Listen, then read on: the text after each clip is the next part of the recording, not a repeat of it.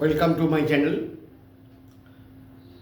আজকে যে বিষয়টা নিয়ে আলোচনা করছি সেটা মেন হচ্ছে ইটিএফ।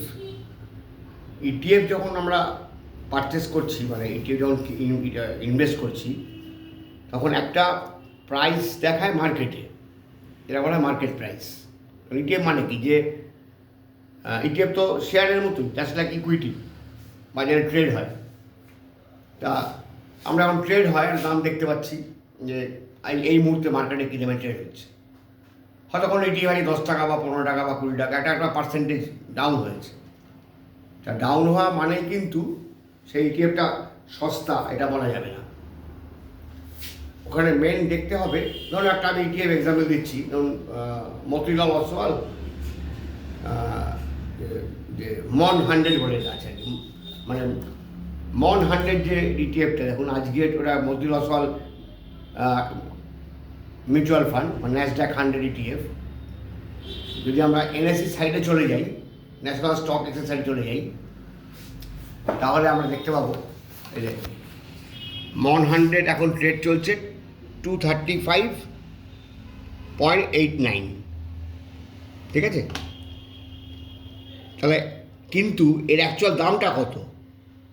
অ্যাকচুয়াল দামটা নিচে পাবেন, অ্যাকচুয়াল দামটা নিচে পাওয়া যাবে। দেখুন এখানে দেখুন নিচে আই ন্যাভ আছে, আই ন্যাভ হচ্ছে কত?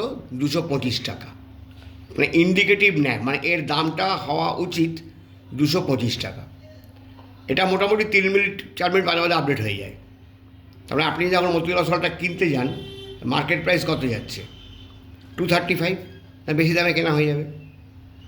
সামান্য ডিফারেন্স থেকে বেশি হয় না, কিন্তু এখানে ডিফারেন্স অনেকটাই। আর দেখুন হ্যাংসেং বিজ, নিপন ইন্ডিয়া ইটিএফ হ্যাংসেং বিজ, এটা হংকং বা ওই হ্যাংসেংয়ের যে মানে চায়নার কোম্পানিগুলিতে ইনভেস্ট করে তার ইটিএফ।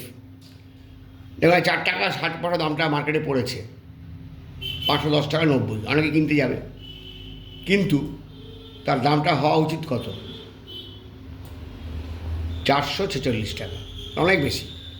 446 যেখানে দাম হওয়া উচিত, সেখানে মার্কেটে বিক্রি হচ্ছে 510। তা আপনি কত টাকা বেশি দিচ্ছেন দেখুন, 446 মানে এখানে আপনি দিচ্ছেন প্রায় 54 টাকা 64 টাকা, মানে পুরোপুরি লস হয়ে যাবে। মানে 10%-এর উপরে আপনার দাম বেশি নেওয়া হচ্ছে। আবার দেখুন মিড 150 বিজ, এটা হচ্ছে আমাদের ইন্ডিয়ান মিড ক্যাপের ইটিএফ। আজকের দাম কত? 232 টাকা 76 পয়সা। তাহলে এর অ্যাকচুয়াল দামটা হওয়া উচিত কত?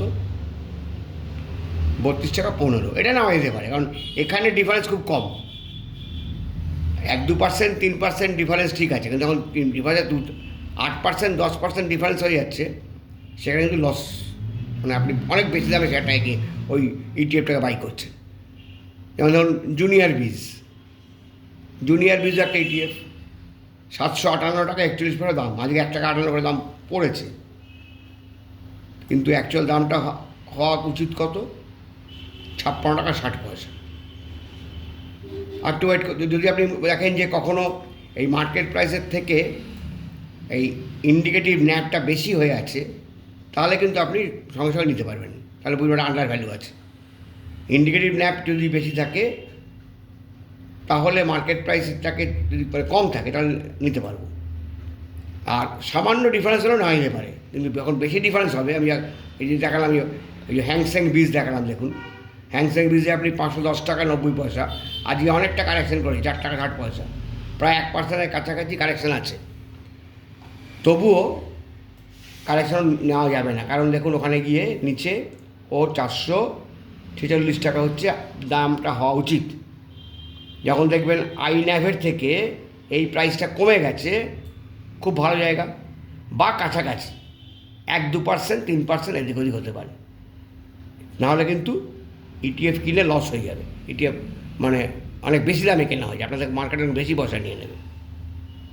এটা দেখবেন অনেকেই জানে না, এটা ওই ইটিএফের দাম দিয়ে কিনে ফেলে, কিন্তু এখানে এইটা না দিয়ে কিনে ইটিএফ, কিন্তু এটা মানে আই ন্যাভ ইন্ডিকেটিভ ন্যাভটা দেখবেন, তাহলে হবে। ধন্যবাদ। ঠিক বলছিস?